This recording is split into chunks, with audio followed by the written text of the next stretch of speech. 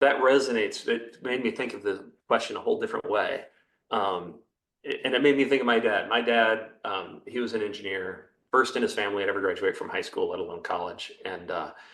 Um, and he was kind of like my first my first mentor and coach and a friend.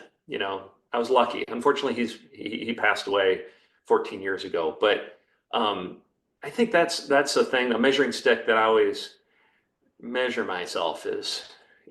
Dad had a huge amount. People respected him greatly, and my goal is always to hopefully live up to that measuring stick. I think the thing also though, now being almost 54, also realizing a little bit of, when I was younger, I put a lot of pressure on myself to try and measure up to that. And I think now that I'm 54, I also realize, well, my dad's human and he wasn't so perfect Right. as maybe my 16-year-old self, envisioned he might be, even though I guess at 16, I knew also he was my dad and he was pretty flawed too, because all the 16-year-olds think that about their folks. Of But course.